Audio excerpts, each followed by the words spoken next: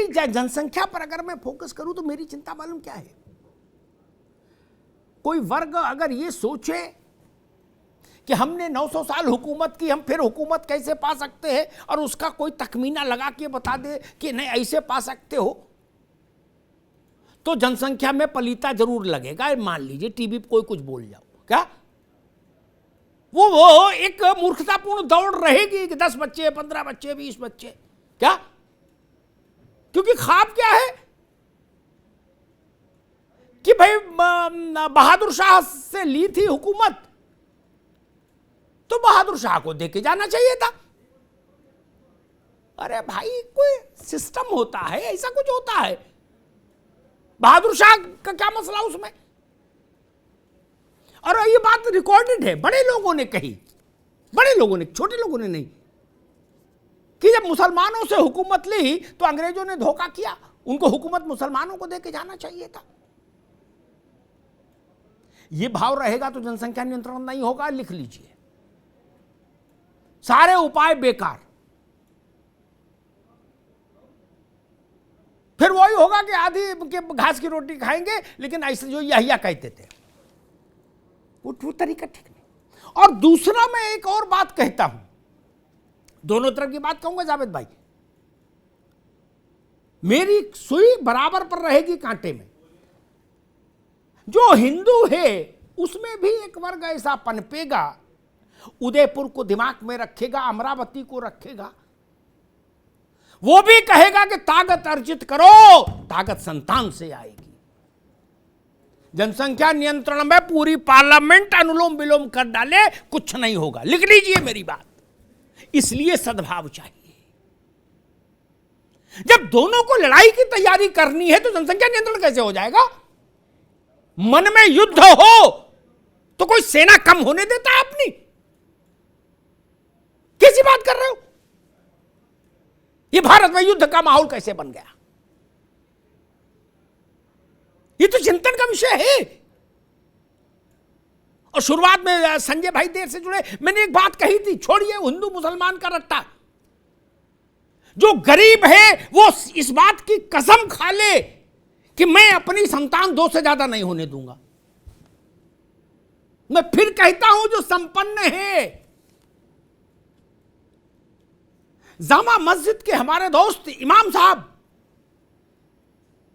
उनके बच्चे 2 हैं या 4 हैं या 8 हैं, कार कम पड़ जाएगी? नहीं। एसी कम पड़ेंगे? नहीं। शेरवानी कम पड़ेगी? नहीं। क्या दिक्कत है? लेकिन वो रफीक जो शरीफे बेचता है, या फिरोजाबाद में चूड़ी के किसी कारखाने में काम करके फेफड़े गला रहा है, वो 2 बच्चे भी नहीं पाल पाएगा। ये चिंतन करना होगा कि नहीं, इसमें कोई गलत बात मैं कह रहा हूं।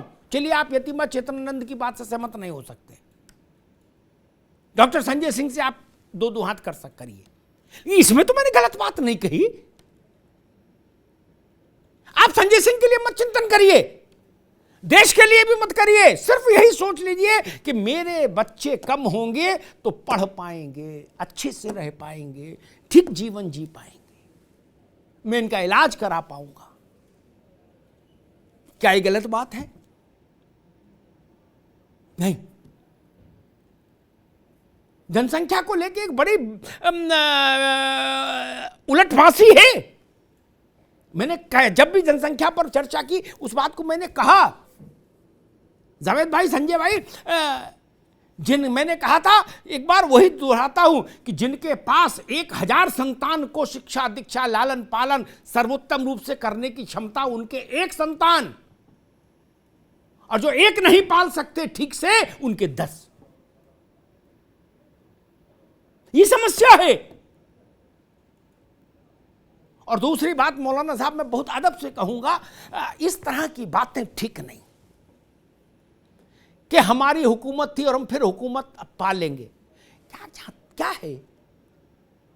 फिर यतीमा कहेंगी कि भाई वो आपके जन्म से पहले, यानी 1500 साल से पहले, तो झंझट ही खत्म, क्लेम ही खत्म।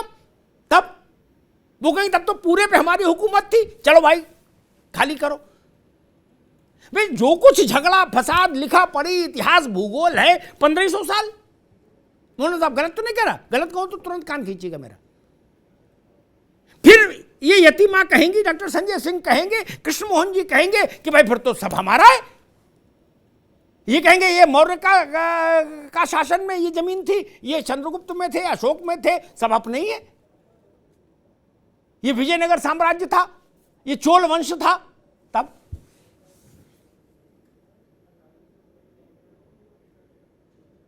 सोचिए।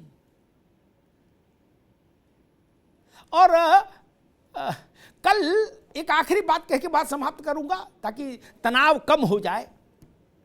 जावेद भाई, कल कुछ फोटोग्राफ्स जारी हुए नासा की ओर से, अद्भुत फोटोग्राफ हैं, है ना। अब तक के सबसे साफ और प्रामाणिक चित्र हैं अंतरिक्ष के, ठीक। उसमें एक चित्र ऐसा है जो ये बताता है कि उस प्रकाश पुंज की आयु धरती के जन्म से 900 करोड़ वर्ष पहले की है। 900 करोड़ वर्ष पहले। डॉक्टर संजय सिंह, इतना पुराना तो कोई नहीं ना, ना हम ना आप, फिर क्यों झगड़ा कर रहे हैं? फिर ऊपर वाले क्लेम करने आ गए तो क्या करोगे? तक कहां जाएंगे मौलाना साहब? इन तर्कों का, ये सब तर्क ठीक नहीं है, ये बुद्धिमानों का रास्ता नहीं है।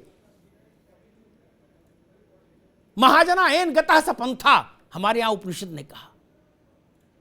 जिधर समझदार लोग जा रहे हैं वो रास्ता है, उधर चलो महाराज, लट्ठम लट्ठम क्यों पड़े हो?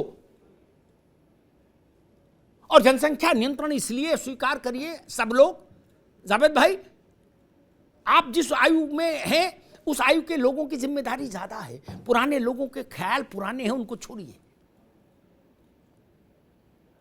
हम जाएं और लोगों को समझाएं। हिंदू धर्मगुरु भी और मुस्लिम में धर्मगुरु तो नहीं कर पाएंगे, मैं तो कड़वी बात बोलता हूं, वो नहीं कर पाएंगे। यहां बोल जाएंगे नहीं, करेंगे नहीं, क्या? अब वो जाएंगे समझाने तो उल्टी समझा के आ जाएंगे।